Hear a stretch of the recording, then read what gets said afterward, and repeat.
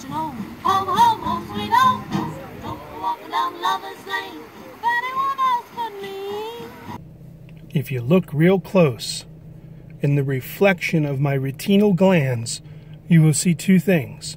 My pupils look like cell phones, but just beyond my pupils, right over there, is what we're going to check out. That is pretty incredible. That's a B-29 bomber right there. There are only two of these in the entire world that are in functional flying condition, as far as I know. If you know otherwise, go ahead and share that information. This is super cool.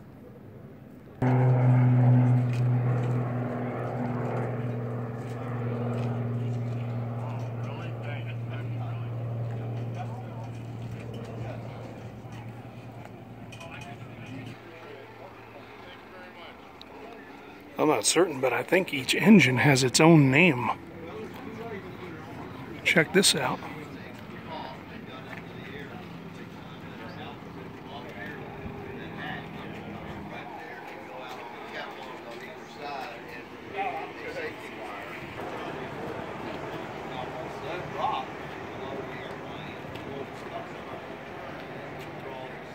Well, when it hits, there's a fuse at both the tail and the nose.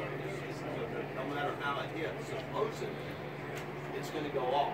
Impact sets off the fuse.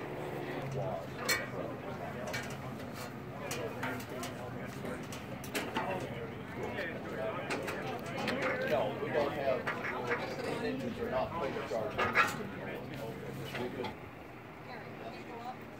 what? Tape's up there? No, no. I was going to wait till Thursday. Oh, okay.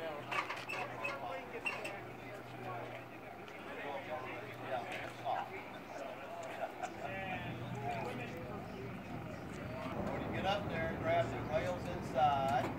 There you go. Now, don't, yeah. Lean forward and grab those rails inside, those silver rails.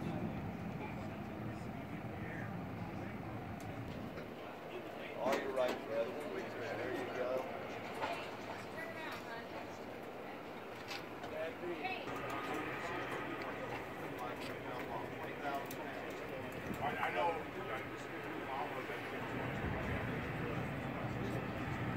Well, this was just a type, but it was a common type.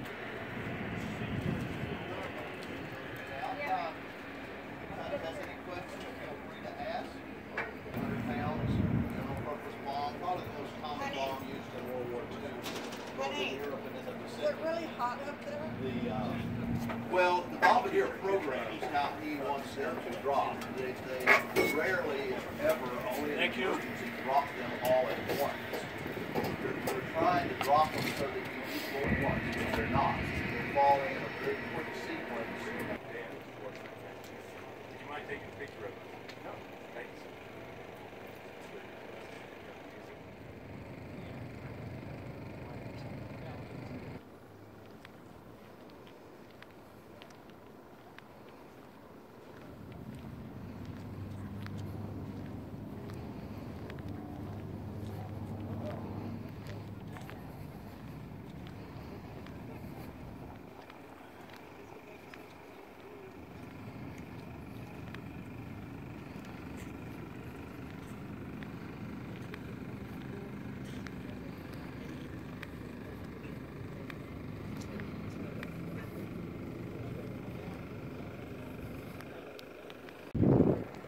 As World War II started to ramp up, the old Beechcraft 18 here was done up for not only the United States but also Chinese nationalists and the Royal Air Force of England, which you can see right now.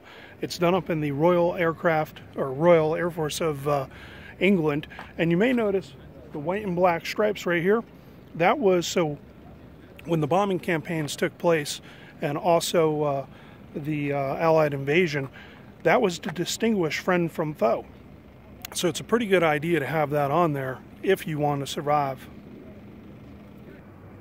Now, while this particular plane is primarily used, or was primarily used as a transporter, the Chinese decided to go ahead and make it into a bomber. Don't really have much history on the Chinese using these as bombers, or how many bombs they may have fit in there. But It's history nonetheless, and that's cool. This aircraft was produced between 1937 and 1970, making it the longest continuously produced piston-driven aircraft. That's a mouthful, but it's still awesome. It's not very often that you can walk up to a functional World War II plane like this and actually touch it and get up really, really close. Matter of fact, I believe they've given tours of the other one, the bomber over there, the B-29. And hopefully I'll be able to get up on in that, get you a closer look. Let's take a peep inside.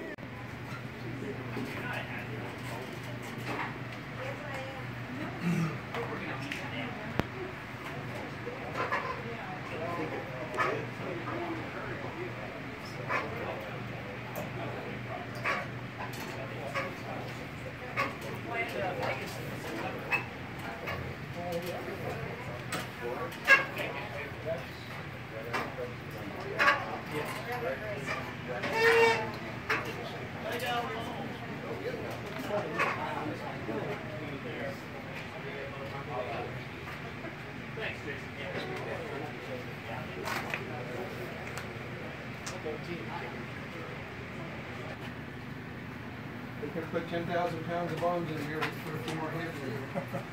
Lots of room, plenty of room. Come on down. The boy engineers worked really hard on designing things to get your head on. Oh, they did it. I was not about to say like.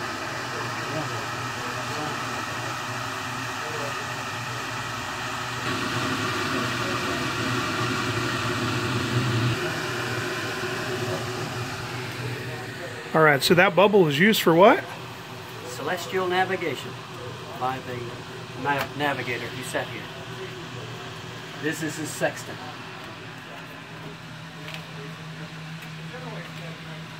All right. So when he's doing that navigation, primarily what's he looking for? He's fixing their position. Okay. No GPS. Right. He's got and I think it was only like 95% accurate, so just put them in close to where they thought they were. Close. Close. And hopefully a cigar. Yes. The only hydraulic fluid this plane needs is hydraulic. The only hydraulics on the plane are brakes. Everything else is electric or pneumatic. Bombay doors are pneumatic. Landing gear is electric. If you look at that nose gear really close, you'll see the Chevrolet logo. Chevrolet built that nose gear. Really? There's a little, it's about this long, but you see it plainly on the, kind of on the back of it. In the nose with a bombardier would use that to drop the bomb. Pilot commander sat on the left, co-pilot on the right. The observer, if they have one, sat behind the pilot there. That was the flight engineer. The navigator sat here, and radio over there.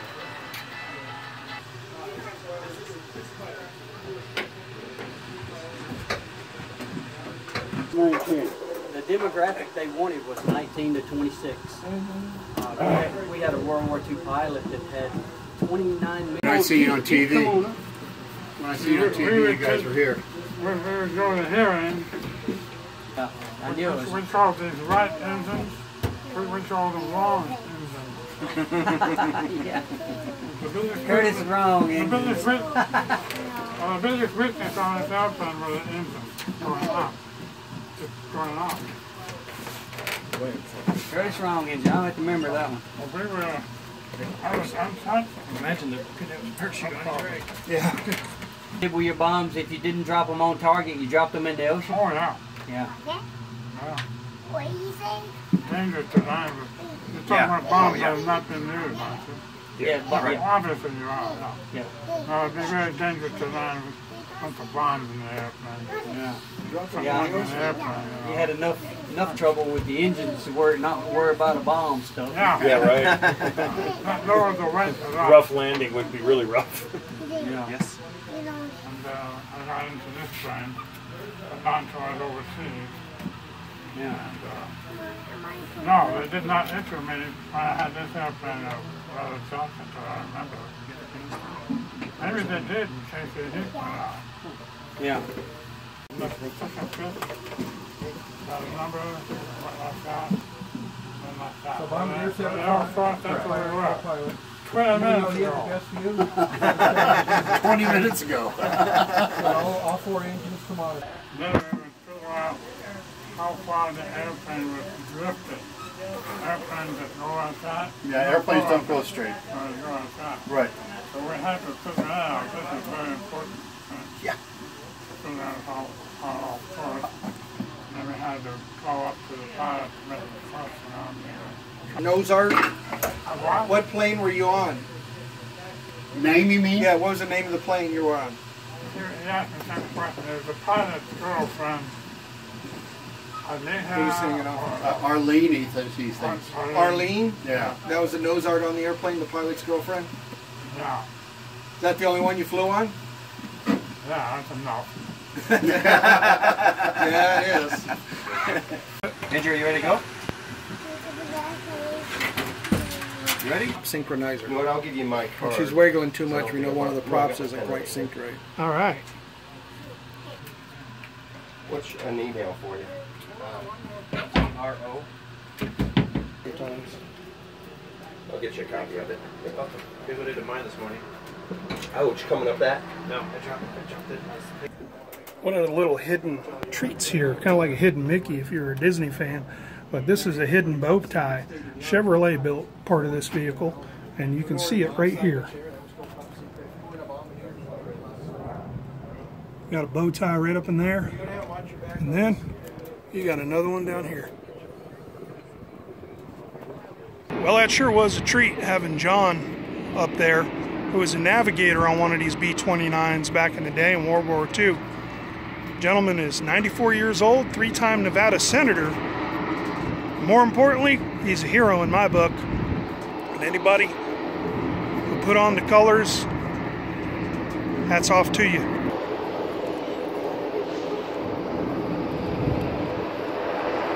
The B-29 was manufactured by the Boeing company and used primarily at the second half of World War II and in Korea. The very first flight of the B-29 Superfortress was on December 30th, 1942.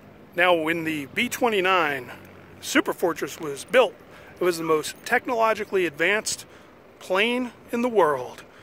This baby had to have a lot of modifications, tweaking a little bit of this and a little bit of that.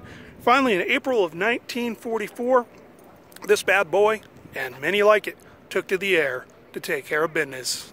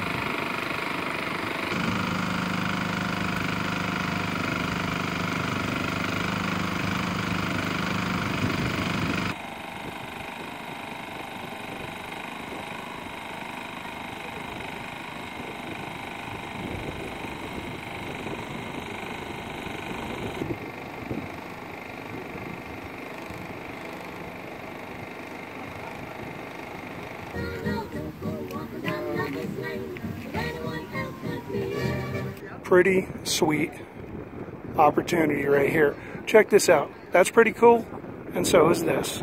That's an autographed picture of Fifi from the pilot. Go ahead and post hashtag Fifi Rocks in the comments. I'll select somebody randomly. Of course, I'll need an address, so once I hit you up, you can go ahead and send me your address or wherever you want it mailed to. I'll send it out to you free of charge. Thanks for watching.